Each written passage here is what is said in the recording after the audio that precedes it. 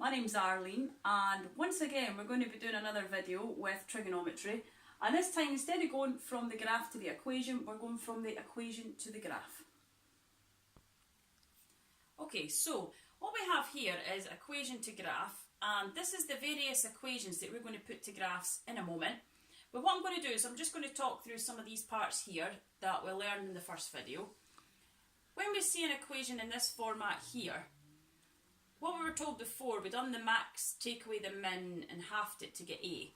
But basically A is the height of the curve from the centre. So when you place the graph, or when you place the cosine or the sine graph on here, the distance from here to here is basically your A value. As we advised before, B is just how many times the graph repeats in 360, or how many times it touches the bottom, and C is how much the graph moves up or down. So it moves up or down according to this number C. You will sometimes see in this format here, equations in this format here, and this is where you're moving left or right. So if it's basically the graph's moved left or right according to this number. So if it's negative, a negative sign means it moves to the right, a positive means it moves to the left. So what I'm going to do is I'm going to start off with each of these equations, and we're going to see if we can put them into graphs, but we'll do it in stages. So the first one we have here, we've got y equals cos bracket x plus 90, close bracket. Now when I look at up here, our A value is just the height of the curve from the centre. Now basically there isn't an A value here, which means it's just 1. So when we look at the cos graph on here, so this is just a normal cos graph, the height from the centre to here is just 1. So we're okay in that count. The B value, now there isn't actually a B value, so we're looking at B values, and there isn't actually a B value on this equation, it is just x on its own. So far everything's fine. However, what we do have is we have, similar to this one here, we have a value inside the bracket. So when you've got a value inside a bracket, it doesn't matter whether it's parabolas, whether it's any other type of graph, it always means moving left or right. So the graph is moved left or right according to this number. A negative sign moves to the right, a positive means moving to the left. So what we're doing is we're moving to the left by 90 degrees. So what I do is I just move this graph to the left by 90 degrees. And that is just the graph of y equals cos x plus 90. So I'm going to go on to the next one. Okay, so the next one we've got here is y equals 2 sin bracket x take away 90. So just to note, these ones are actually a little bit more difficult in some respects because we're having to think of a couple of different things. But this one is a sin graph. So here we have just a basic sin graph. This is what we're basically working with. This is a basic sin graph.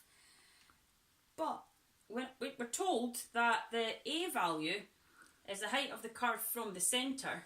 So what we're told here is it's actually 2. So this one from the centre to there is just 1. So what we're going to have to do is get one that the value is 2.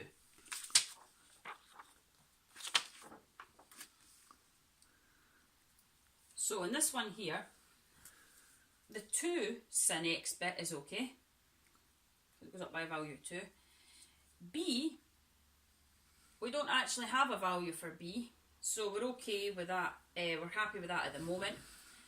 And we have a minus 90.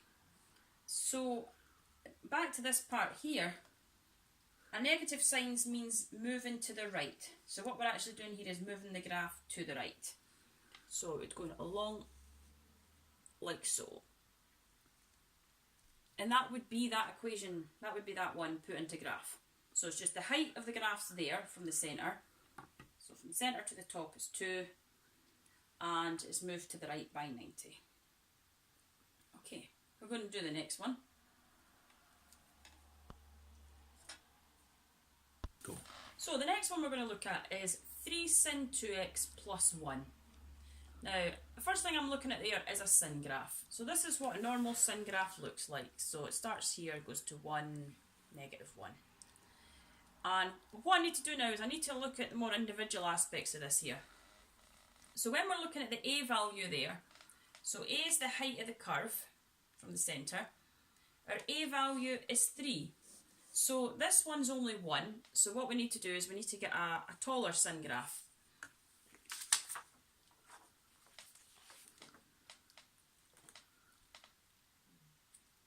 So this is more like it. This is 3 sin x.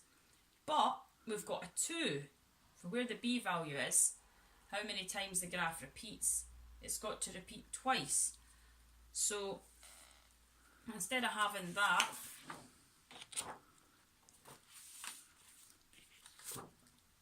I'm going to have this. So just recapping on what we've got so far. The 3 value is the height from the centre to the top. The 2 values, how many times the graph repeats or touches the bottom, which it does. And that +1 just means we have to move it up by 1. And that's that one done. The fourth graph we have today is 2 cos 3x minus 2. So it's a cos graph. So here we start with a basic cos graph. As I said before, the basic sin and cos ones, the maximum's +1, the minimum's -1. What we said with the A value is it's the height of the curve from the centre. So the height of this one's just 1, but what we actually need is we need a height of 2. So we're going to have to change that first of all.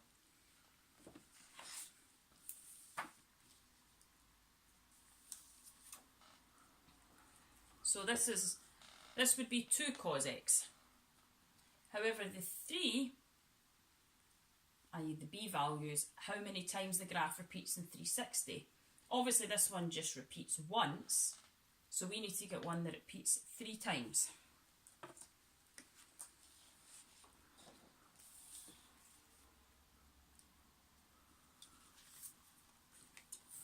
So what we have here is 2 cos 3x.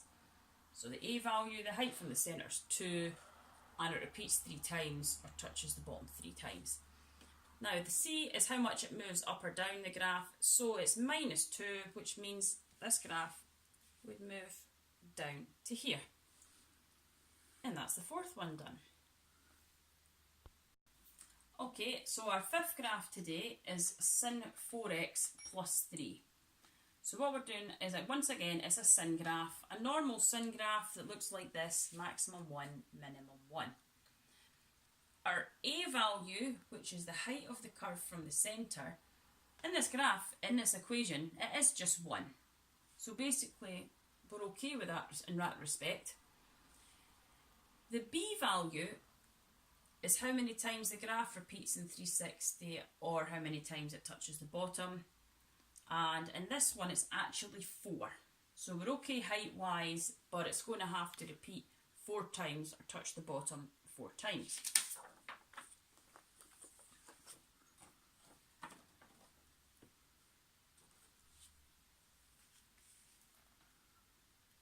So this is looking more like it. This is the graph of y equals sin 4x. The +3, as we've been advised here, you move the graph up or down according to this number. So this is going to move up 1, 2, 3. And that would be the equation, or the graph of the equation y equals sin 4x plus 3. Now I hope this has been helpful. Please like, please subscribe. Please feel free to leave any suggestions for any other videos you would like to see. Thanks for watching.